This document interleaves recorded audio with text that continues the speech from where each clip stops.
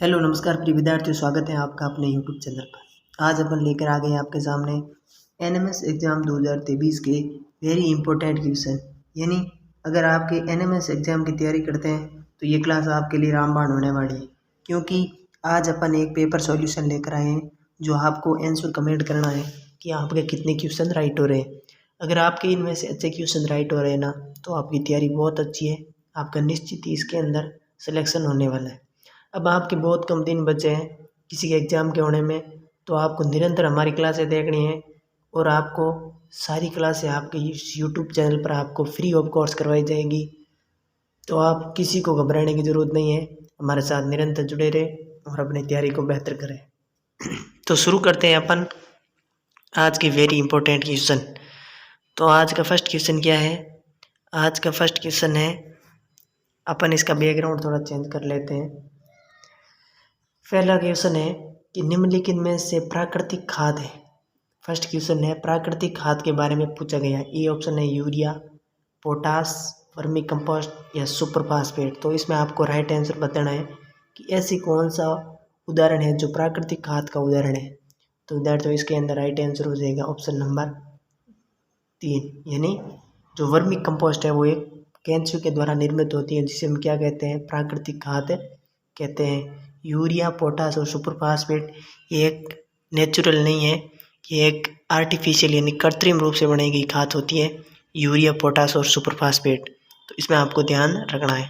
आगे चलते हैं अपन सेकंड नंबर क्वेश्चन की ओर। सेकंड नंबर क्वेश्चन है कि सेकंड नंबर क्वेश्चन देखते हैं, जीव जंतु एवं पेड़ पौधों की ऐसी प्रजातियां जिनका कोई प्रतिनिधि वर्तमान में जीवित नहीं है क्या कहलाता है? आपको बताना है कि ऐसा जीव जंतु या पेड़ पौधे की प्रजातियां जिसका कोई भी प्रतिनिधि है जो वर्तमान के अंदर जीवित नहीं है, उसे किस श्रेणी के अंतर्गत रखा जाता है? ए ऑप्शन है संकटापन, विलुप्त, प्राकृतिक आवासों में विलुप्त या विशेष क्षेत्रीय। तो इसके अंदर आपको राइट आंसर बताना है। तो उसे अपन जो इसी प्रजाति कोई इस प्रतिनिधि वर्तमान में जीवित नहीं है, तो अपन उसे कहेंगे विलुप्त। क्या कहेंगे? विलुप्त। यानी दो आंसर इसका, बी आंसर इसका राइट होने वाला है। यानी क्या कहला जाएगा? उसे विलुप्त प्रजाति कहा जाएगा। बी आंसर इसका राइट हो जाएगा। आगे चलते हैं अपन अगले क्वेश्चन। बहुत ही अच्छा क्वेश्चन है, आपको इसे सोच समझ के इसका आंसर करना है। कि क्वेश्चन है कि प्रदर्शित पाठ्य चित्र में अलैंगिक प्रजनन के द्वारा कौन सा प्रकार पाया जाता है? आपको ये बताना है। आपको ये चित्र दिया गया, इसके अंदर आपको देखना है कि इसके अंदर ये जो प्रक्रिया हो रही है, यह प्रक्रिया किस विधि को दर्शाती है? ये ऑप्शन है विखंडन, मुकुलन, बीजाणु निर्माण, कायिक प्रवर्धन। इसमें आपको राइट आंसर बताना है। तो विद्यार्थी, इसके अंदर राइट आंसर कौन सा होगा? इसके अंदर राइट आंसर हो जाएगा ऑप्शन नंबर बी, ए, यानी विखंडन है। जो क्या है? जो ये देखो आप, ये बीच में से एक खाईनुमा संरचना बन रही है, उसे कहते हैं विखंडन। यानी ये एक पार्ट अलग हो रहा है और ये एक पार्ट अलग हो रहा है, तो ये विखंडन प्रक्रिया के रूप में आता है। यानी ए ऑप्शन इसका राइट हो जाएगा। आगे चलते हैं अपन अगले क्वेश्चन की ओर। अगले क्वेश्चन है, रुधिर का लगभग कितना प्रतिशत भाग जो है रुधिर कोशिकाओं या रुधिर कणिकाओं से बना होता है? ए है 90%, 70%, 60% और 40%। तो इसमें आपको राइट आंसर बताना है, ये जो कितना प्रतिशत भाग है जो रुधिर कणिकाओं से मिलकर बना होता है। तो विद्यार्थियों, इसके अंदर राइट आंसर हो जाएगा ऑप्शन नंबर बी, यानी जो 70% है वो रुधिर कणिकाओं से बना होता है। यानी बी आंसर इसका राइट हो जाएगा। आगे चलते हैं अपन अगले क्वेश्चन की ओर। अगले क्वेश्चन है, सर्दी जुकाम का संचरण करने वाला वायरस कौन सा? वेरी इंपॉर्टेंट क्वेश्चन है, अच्छा क्वेश्चन है। ये है varicella zoster, rhino virus, polio virus, human immuno virus. तो इसके अंदर आपको राइट आंसर बताना है। तो विद्यार्थियों, इसके अंदर राइट आंसर हो जाएगा ऑप्शन नंबर बी, यानी जो राइनो वायरस है जो सर्दी जुकाम को संचरण करने वाला वायरस कहा जाता है। बी आंसर इसका राइट हो जाएगा। आगे चलते हैं अपन अगले क्वेश्चन की ओर। अगले क्वेश्चन है, पादपों में जल का परिवहन होता है। आपको बताना है कि पादपों के अंदर है वो जल का परिवहन किसके माध्यम से होता है? ये जाइलम के द्वारा, फ्लोएम के द्वारा, रंध्रों द्वारा, पत्तियों द्वारा। तो विद्यार्थी, इसमें आपको वेरी इंपॉर्टेंट क्वेश्चन है, अच्छे से देखना है। तो इसके अंदर राइट आंसर हो जाएगा जाइलम के द्वारा, यानी ए आंसर है वो इसका राइट होने वाला है। आगे चलते हैं अपन अगले क्वेश्चन की ओर। बहुत ही अच्छा क्वेश्चन, प्रति वर्ष 5 जून को कौन सा दिवस मनाया जाता है? ये विश्व जनसंख्या दिवस, विश्व पर्यावरण दिवस, पृथ्वी दिवस या विश्व ओजोन दिवस। Very important question. इसके अंदर आपको बताना है कि 5 जून को कौन सा दिवस मनाया जाता है। तो इसके अंदर राइट आंसर हो जाएगा ऑप्शन नंबर बी, यानी जो पर्यावरण दिवस है वो 5 जून को मनाया जाता है। बी आंसर इसका राइट हो जाएगा। आगे चलते हैं अपन अगले क्वेश्चन की ओर। अगले क्वेश्चन है, स्कर्वी रोग किस विटामिन की कमी से होता है। Very important question. स्कर्वी रोग है जो किस विटामिन की कमी से होता है। Vitamin A, vitamin B, vitamin C और विटामिन डी। तो इसके अंदर विद्यार्थियों राइट आंसर होने वाला ऑप्शन नंबर सी, यानी जो स्कर्वी रोग है वो किससे होता है, विटामिन सी की कमी से होने वाला रोग है। आगे चलते हैं अपन अगले क्वेश्चन की ओर।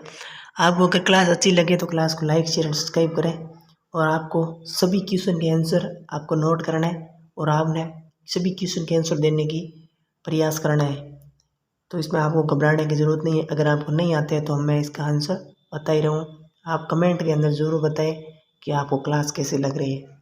अगला क्वेश्चन निम्नलिखित किस अंक का भीतरी सतह पर रसांकुर पाया जाता है। वेरी इंपॉर्टेंट क्वेश्चन पूछा गया है कि निम्नलिखित किस अंक की भीतरी सतह पर रसांकुर पाए जाते हैं, यानी अंगुली के समान किसके अंदर वो संरचना पाई जाती है। ए अमाशय, बी शुद्रांत्र, वर्धांत्र या अग्नाशय। Very important question. तो इसके अंदर आपको बताना है कि इसका राइट आंसर कौन सा होगा। इसके अंदर राइट आंसर होगा विद्यार्थी ऑप्शन नंबर बी, यानी जो शुद्धांत्र है उसके अंदर अंगुली नुमा संरचना पाई जाती है, यानी रसांकुर पाए जाते हैं, यानी बी आंसर इसका राइट हो जाएगा। आगे चलते हैं अपन अगले क्वेश्चन की ओर। अगले क्वेश्चन है, निम्नलिखित में से कौन सा हार्मोन हमारे रुधिर कैल्शियम स्तर को नियंत्रण करता है। हमारे रुधिर के अंदर कैल्शियम स्तर को नियंत्रण कौन करता है। ए ऑप्शन है पैराथायरॉयड हार्मोन, बी ऑप्शन देख लेते हैं थायरोक्सिन, थाइमोसिन हार्मोन और थायरोक्सिन हार्मोन, एड्रेलिन हार्मोन। तो इसके अंदर आपका राइट आंसर होने वाला विद्यार्थियों ऑप्शन नंबर फर्स्ट है, जो इसका राइट आंसर हो जाएगा, यानी जो पैराथायरॉयड हार्मोन है वो हमारे कैल्शियम स्तर को नियंत्रण करता है, यानी ए आंसर इसका राइट होने वाला है। विद्यार्थियों क्लास में बहुत ही इंपॉर्टेंट क्वेश्चन करवाने जा रहे हैं, तो आपको ये क्लास पूरी देखनी है और आपके एग्ज़ाम बहुत ही नज़दीक है, तो आपको अपना पूरा ध्यान इस क्लास के ऊपर रखना है और आपको रेगुलर अपनी क्लास को अटेंड करना है, तो आपकी सफलता निश्चित ही श्योर होने वाली है। आगे चलते हैं अपन अगले क्वेश्चन की ओर। अगला क्वेश्चन है, मेंढक के हृदय होते हैं। Very important question. मेंढक के हृदय होता है एक आलिंद एक नीले, एक आलिंद दो नीले, दो आलिंद एक नीले, दो आलिंद दो नीले। Very important question. इसमें आपको बताना है कि इसका राइट आंसर कौन सा होगा। इसके अंदर राइट आंसर होने वाला विद्यार्थी ऑप्शन नंबर सी, यानी दो आलिंद और एक नीले। सी आंसर इसका राइट हो जाएगा। आगे चलते हैं अपन अगले क्वेश्चन की ओर। अगले क्वेश्चन है, मछलियों में पानी में तैरने या गति करने के लिए कौन सा अंग सहायता करते हैं। ए गलफड़े, बी स्लग, फिन्स या फफूंस। Very important question. मछलियों में पानी में तैरने या गति करने के लिए, तो इसके अंदर राइट आंसर कौन सा हो जाएगा। इसके अंदर राइट आंसर होने वाला है विद्यार्थी ऑप्शन नंबर बी, यानी स्लग होते हैं जो क्या करते हैं, जो गति करने और पानी में तैरने के लिए सहायता प्रदान करते हैं, यानी बी आंसर इसका राइट हो जाएगा। आगे चलते हैं अपन अगले क्वेश्चन की ओर। अगला क्वेश्चन है, जोंक किस अंग से श्वसन करती है। जोंक है वो किस अंग से श्वसन करती है। फुफ्फुस, त्वचा, गलफड़े या श्वास प्रणाली। यानी श्वास प्रणाली इसको हिंदी में दिया गया है, आपको इंग्लिश में ज़्यादातर ये दिया जाता है ट्रैकिया, तो आपको घबराना नहीं है। इसके अंदर राइट आंसर हो जाएगा विद्यार्थी ऑप्शन नंबर फोर्थ, यानी डी आंसर इसका राइट हो जाएगा। ट्रैकिया यानी श्वास प्रणाली के द्वारा जो जोंक है श्वसन करती है, यानी डी आंसर इसका राइट हो जाएगा। आगे चलते हैं अपन अगले क्वेश्चन की ओर। अगले क्वेश्चन है, निम्न में से वक्षी कंकाल का भाग कौन सा है। वक्षी कंकाल का पूछा आपको, ये खोपड़ी, फीमर, फसली या श्रेणी में अगला। Very important question. वक्षी कंकाल का पूछा गया आपको, तो इसके अंदर का राइट आंसर हो जाएगा option number B, option number C, यानी फसली है जो वक्षी कंकाल का भाग है। सी आंसर इसका राइट हो जाएगा। आगे चलते हैं अपन अगले क्वेश्चन की ओर। अगले क्वेश्चन है, वन में सड़े गले मृत जीवों से अपना भोजन प्राप्त करके प्रकृति का उसे स्वस्थ करने का कार्य कौन करता है। ये जरख, भेड़िया, जंगली सुअर या सियार। Very important question. जो वनों में सड़े गले प्राकृतिक अवशेष स्वच्छ करने का कार्य कौन करता है? ऑप्शन नंबर ए, यानी जरक होते हैं वो क्या करते हैं, जो प्राकृतिक अवशेष स्वच्छ करने का कार्य करता है। ई आंसर इसका राइट होने वाला है। आगे चलते हैं अपन अगले क्वेश्चन की ओर। अगला क्वेश्चन है वायु उदाहरण है। आपको बताना है कि वायु किसका उदाहरण है, मिश्रण है, लवण, अम्ल या क्षारक। तो इसके अंदर राइट आंसर हो जाएगा वायु एक मिश्रण है, यानी ये आंसर इसका राइट होने वाला है। आगे चलते हैं अपन अगले क्वेश्चन की ओर। अगला क्वेश्चन है कि ठोस क्या बन रहा है, वाष्प। उसको गर्म करने पर क्या बन रहा है, वाष्प। अगर वाष्प को ठंडा कर रहे हैं तो क्या बन रहा है, ठोस। ये प्रक्रिया क्या कहलाती है? ये ऑप्शन अपकेंद्रण, ऊर्ध्वपातन, वाष्पीकरण और निस्पंदन। तो इसके अंदर राइट आंसर हो जाएगा ऑप्शन नंबर बी, यानी ये प्रक्रिया क्या कहलाती है, ऊर्ध्वपातन कहलाती है, यानी बी आंसर इसका राइट होने वाला है। आगे चलते हैं अपन अगले क्वेश्चन की ओर। अगले क्वेश्चन है निम्नलिखित में से अस्थायी परिवर्तन कौन सा है? लोहे पर जंग लगना, दूध से दही बनना, टायर का जलना, बर्फ का पिघलना। Very important question. अस्थायी परिवर्तन का पूछा गया है, यानी अपन उसे पुनः प्राप्त कर सकते हैं। तो बर्फ का पिघलना, यानी फोर्थ आंसर डी आंसर इसका राइट होने वाला है। आगे चलते हैं अपन अगले क्वेश्चन की ओर। अगले क्वेश्चन है लवण के जलीय विलयन विद्युत के होते हैं। Very important question. लवण के जलीय विलयन विद्युत के क्या होते हैं? सुचालक, कुचालक, उदासीन या अर्धचालक। तो इसके अंदर राइट आंसर हो जाएगा ऑप्शन नंबर फर्स्ट, यानी ए आंसर इसका राइट हो जाएगा, यानी क्या कहलाता है, सुचालक। आगे चलते हैं अपन अगले क्वेश्चन की ओर। किस धातु का गलनांक है वो बहुत ही कम होता है? ये आयरन, गैलियम, स्केनियम और क्रोमियम। तो इसके अंदर आपको ध्यान रखना है सबसे कम गलनांक होता है गैलियम, यानी बी आंसर इसका राइट आंसर होने वाला है। आगे चलते हैं अपन अगले क्वेश्चन की ओर। अगला क्वेश्चन है किस धातु को मिट्टी के तेल यानी केरोसिन में डुबो कर रखा जाता है? ये ऑप्शन सोडियम, बी लोहा, टिन, मैग्नीशियम। तो विद्यार्थियों इसके अंदर राइट आंसर होने वाला ऑप्शन नंबर ए, यानी सोडियम है जिसको अपन मिट्टी के तेल यानी केरोसिन के अंदर डुबो कर रखते हैं। ये आंसर इसका राइट होने वाला है। आगे चलते हैं अपन अगले क्वेश्चन की ओर। अगला क्वेश्चन है संश्लेषित रेशे का उदाहरण है। संश्लेषित रेशे का उदाहरण रुई, रबड़, गोंद या रेयन। तो इसके अंदर आपको ध्यान रखना है, इसके अंदर राइट आंसर हो जाएगा ऑप्शन नंबर फोर्थ, यानी डी आंसर इसका राइट हो जाएगा, यानी क्या कहलाता है, रेयन है, जो एक संश्लेषित रसायन का उदाहरण है, रेशे का उदाहरण है। आगे चलते हैं अपन अगले क्वेश्चन की ओर। अगला क्वेश्चन है CaCO3 को गर्म करने पर क्या बनता है? Ca plus CO2, Ca plus CO2, CaOH2 OH या CaO प्लस O2। इसके अंदर आपको ध्यान रखना है, इसके अंदर यानी CaO बनेगा और CO2 बाहर निकलेगी, यानी ए आंसर इसका राइट होने वाला है। आगे चलते हैं अपन अगले क्वेश्चन की ओर। अगला क्वेश्चन है रसोई के बर्तनों के हैंडल बनाने में सबसे उपयुक्त पदार्थ कौन सा है? Polythene, nylon, PVC, bakelite. तो इसके अंदर विद्यार्थियों राइट आंसर होने वाला ऑप्शन नंबर डी, यानी बेकेलाइट है जो क्या करता है, रसोई में बर्तनों को हैंडल बनाने में काम में लेता है, यानी डी आंसर इसका राइट होने वाला है। आगे चलते हैं अपन अगले क्वेश्चन की ओर। द्रव अवस्था में पाई जाने वाली अधातु, द्रव अवस्था में पाई जाने वाली अधातु बना ये ब्रोमीन, ऑक्सीजन, नाइट्रोजन, कार्बन। तो द्रव अवस्था में पाई जाने वाली धातु कौन सी है? अधातु ब्रोमीन, यानी ये आंसर है जो इसका राइट होने वाला है। अगला क्वेश्चन है पतमापी के मापन होता है। पतमापी का मापन, इसमें आपको इंग्लिश के अंदर ध्यान रखना है कि ओडोमीटर का पूछा गया है। ओडोमीटर से क्या मापते हैं? दूरी, क्षेत्रफल, आयतन या चाल। इसके अंदर राइट आंसर हो जाएगा क्या मापते हैं? चाल मापते हैं, यानी डी आंसर इसका राइट होने वाला है। नहीं, आपको पतमापी का पूछा गया तो इसके अंदर राइट आंसर हो जाएगा ऑप्शन नंबर ई, यानी क्या मापते हैं? दूरी, यानी ये आंसर है इसका राइट होने वाला है। आगे चलते हैं अपन अगले क्वेश्चन की ओर। अगले क्वेश्चन है नींद चाल से गति करने वाली वस्तु का दूरी बटा समय का ग्राफ कैसा होगा? ऐसा या फिर इसमें आपको राइट आंसर बताना है।